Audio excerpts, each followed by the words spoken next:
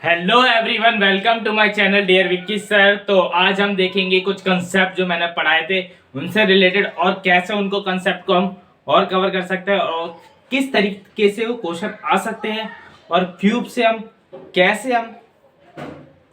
से हम क्यूबॉइड कैसे बना सकते हैं, स्क्वायर से हम रेक्टेंगल कैसे बना सकते हैं। ठीक है, तो आज हम देखेंगे उसी के बारे में। तो आज हम बात करते हैं, सबसे पहले हम देखते हैं कि एक स्क्वायर से एक रेक्टेंगल कैसे बनता है। एक स्क्वायर से एक रेक्टेंगल कैसे बनता है, आपको स्क्वायर का फॉर्मूला आपको पता है। स्क्वायर के मैं पहले यहाँ पे फॉर्मूले लिख दूंगा और एक रेक्टेंगल के फॉर्मूले लिख दूंगा, फिर हम उनको कंपेयर करेंगे। पहले आपको स्क्वायर पता है, स्क्वायर क्या होता है, सभी भुजाएं उसकी एक बराबर होती है। ठीक है, स्क्वायर क्या होता है, सभी भुजाएं उसकी एक बराबर होती है। जैसे मैं अगर मैं मान लेता हूँ, एक स्क्वायर बना देता हूँ। यहाँ पर देखो, स्क्वायर बनाने के लिए ना क्या क्या तरीके अपनाने पड़ रहे हैं, आपको दिख रहा है। अरे बन जा तू, बन जा, बन गया ना।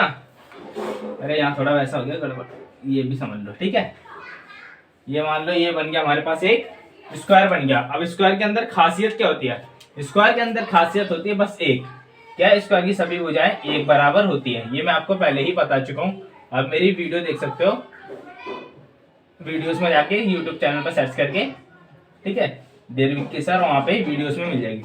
स्क्वायर की खासियत होती है इनकी सभी भुजाएं एक बराबर होती हैं। इसका फॉर्मूला आपको पता ही है। एरिया ऑफ स्क्वायर क्या होता है, एरिया ऑफ स्क्वायर क्या होता है, एरिया ऑफ स्क्वायर आपको पता है, ए स्क्वायर। ठीक है, पेरीमीटर ऑफ स्क्वायर क्या होता है, पेरीमीटर ऑफ स्क्वायर क्या होता है, 4a। पेरीमीटर ऑफ स्क्वायर क्या होता है, 4a। ठीक है, अब डायगोनल भी बता देता हूँ। डायगोनल क्या होता है, डायगोनल ऑफ स्क्वायर क्या होता है, डायगोनल निकालने के लिए आता है √2a। कैसे निकालते हैं डायगोनल, कुछ नहीं होता, बस यहाँ पे आपको पाइथागोरस से लगानी है। यहाँ से लेके इस लाइन को मिला दो, ये डायगोनल होता है। इन दोनों का स्क्वायर, ये स्क्वायर, तो √2a आ जाता है इसका आंसर। ठीक है, ये डायगोनल होता है। ये फॉर्मूले होते हैं यहाँ पर। अभी रेक्टेंगल के यहाँ पे लिखवा देता हूँ। रेक्टेंगल आपको पता है, इसको ये क्या है, स्क्वायर, इसको बोलते हैं वर्ग। क्या बोलते हैं इसको, वर्ग। मैं यहाँ पे लिखता हूँ आयत। ठीक है, आयत के बारे में आपको पता है, मैं पहले बता चुका हूँ, थोड़ा सा रिवीजन करा रहा हूँ मैं। आयत क्या होता है, आयत की ये सामने वाली भुजाएं बराबर होती है, ये वाली ये और ये वाली, ये दोनों भुजाएं बराबर होती है। यहाँ पर मैं नाम लिख देता हूँ A B C D, यानी कि यहाँ पर क्या है, ये A और A ये दोनों इक्वल है, ये B और B ये दोनों इक्वल है। ठीक है, तो ये रेक्टेंगल होता है आयत। रेक्टेंगल का एरिया क्या होता है, रेक्टेंगल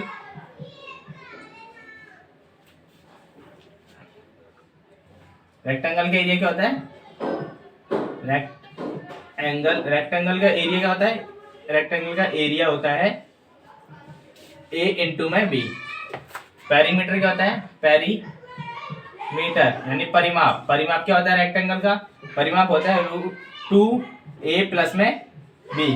ओके, अब इसका आप ये भी निकाल सकते हो, डायगोनल।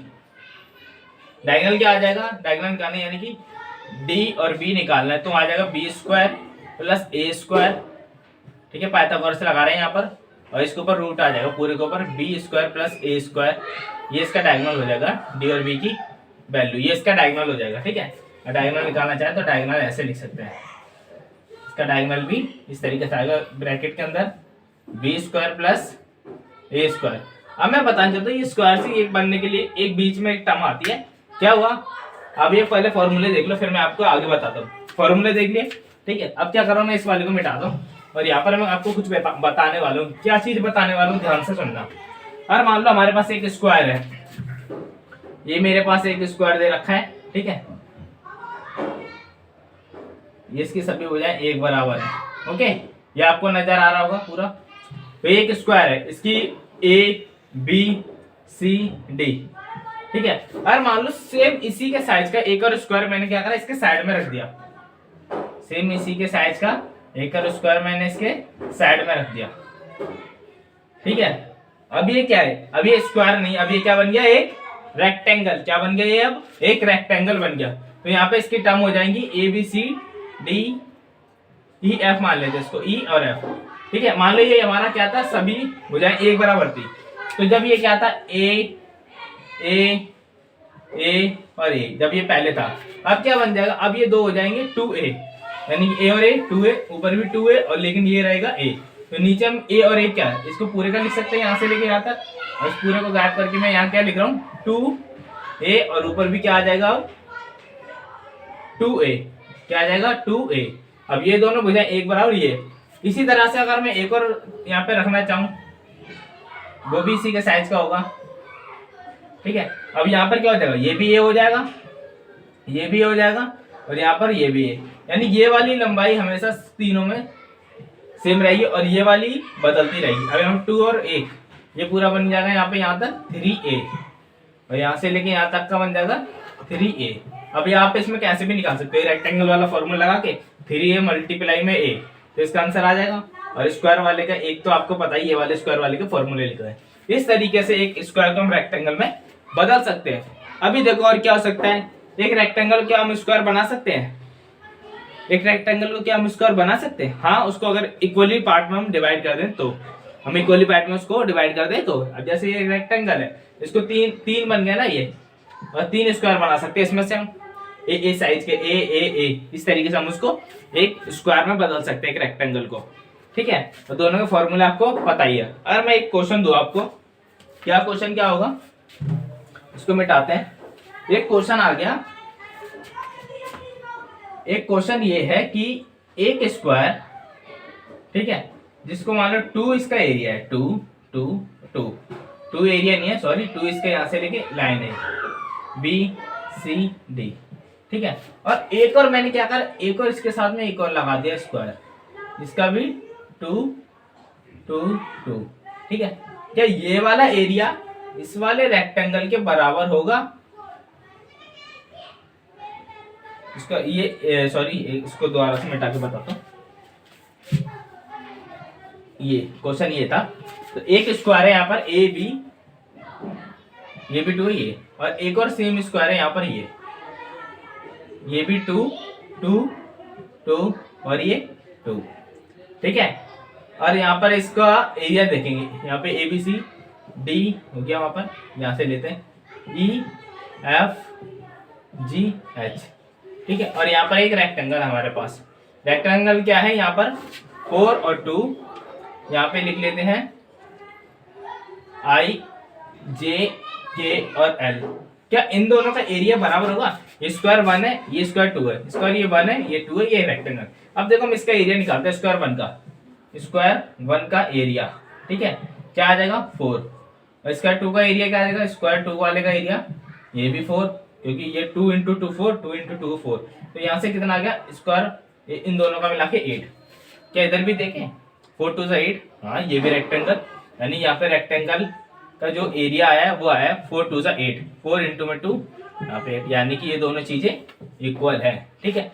एक बात और समझ आई, और हम इसको जोड़ देते हैं तो ये तो बन जाएगा, तो इस वजह से इसका एरिया और इसका एरिया हमेशा इक्वल रहेगा, ये आप ध्यान रखिए, इन दोनों का एरिया हमेशा इक्वल रहेगा। अगर 3 आ जाए यहाँ पर, ठीक है, और यहाँ पर इसकी एक लेंथ और बढ़ जाए, एक 2 है तो यहाँ पे 6 हो जाए, तो तब भी ये एरिया बराबर होगा, ठीक है, ध्यान आ गया। अब ये यहाँ पर भी 2 और ये भी 2 हो जाए, तब भी इन दोनों का एरिया बिल्कुल इक्वल रहेगा। लेकिन पेरीमीटर की देख लेते हैं, पेरीमीटर इक्वल होगा कि नहीं, पेरीमीटर देख लेते हैं। देखो एरिया तो इक्वल आ रहा है, अब पेरीमीटर की बात करें तो 4 1 2 4 6 स्क्वायर 1 का पेरीमीटर क्या आ जाएगा 2 4 6 8, और स्क्वायर 2 का पेरीमीटर क्या आ जाएगा, यहाँ से भी 8, तो टोटल पेरीमीटर हो गया 16। तो ये वाले 16 आएगा, अभी इस वाले को हटा देते हैं, अभी हमारा इतने का चल रहा है, ठीक है, ये 4, इस वाले को अभी मैं मिटा रहा हूँ, तीसरा वाला मैं ऐड नहीं कर रहा, अभी 2 का ही देखते हैं, ठीक है। क्या इन दोनों का पेरीमीटर क्या सेम आएगा, पेरीमीटर देख लेते हैं। रेक्टेंगल का पेरीमीटर क्या आ जाएगा 4 4 8, ठीक है, 8 और 4 12, नहीं, पेरीमीटर इक्वल नहीं आएगा भैया, पेरीमीटर आएगा अलग अलग। क्यों, अब ये दोनों जुड़ जाएंगे भैया, तो ये क्या हो जाएगा, ये दोनों गायब हो जाएंगे, और ये दोनों गायब हो जाएंगे तो इसमें से 4 घटा दो तो 12, जब ये जुड़ जाएंगे तब यहाँ पे बीच का ये हट जाएगा, तो इस वजह से पेरीमीटर इक्वल नहीं आएगा, सिर्फ एरिया इक्वल आएगा, सिर्फ क्या आएगा, एरिया इक्वल आएगा, लेकिन पेरीमीटर इक्वल नहीं आएगा। और दो स्क्वायर को हम जोड़ देते हैं तो रेक्टेंगल, ये वाला रेक्टेंगल, ये दोनों स्क्वायर का एरिया तो इक्वल आ जाएगा हमारा, लेकिन पेरीमीटर इक्वल नहीं आ गया। यहाँ पर 12 आ गया, यहाँ पर 16 आ गया, ये जरूर याद रखिए। अच्छा डायगोनल की बात करें तो डायगोनल क्या सेम आएंगे, और इसका डायगोनल जोड़े तो √2 और 2 कितना आ जाएगा यहाँ से, √2 ही होता है, एक ही वैल्यू में पता है ये क्या है।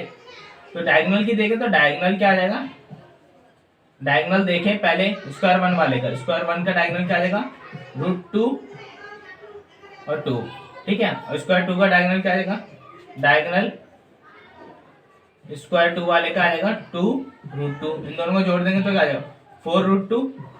क्या इधर भी डायगोनल यही आएगा, इधर से देख लेते हैं, इधर का डायगोनल आएगा 4 का स्क्वायर 16 और 16 और 4, 16 और 4 20, क्या 20 को अगर निकाले तो 4 इंटू में 5 तो 2√5।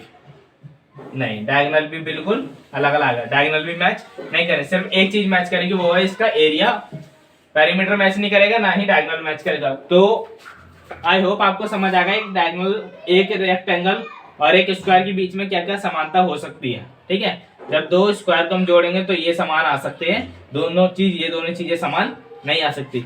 आई होप आपको वीडियो समझ आएगा। तो यहीं पर वीडियो को समाप्त करते हैं, और आप ऐसे ही मुझे सपोर्ट कीजिएगा और चैनल को बहुत तेजी से हम आगे बढ़ा सकते हैं। थैंक यू, धन्यवाद, आपने इतना सहयोग दिया वीडियो देखने के लिए।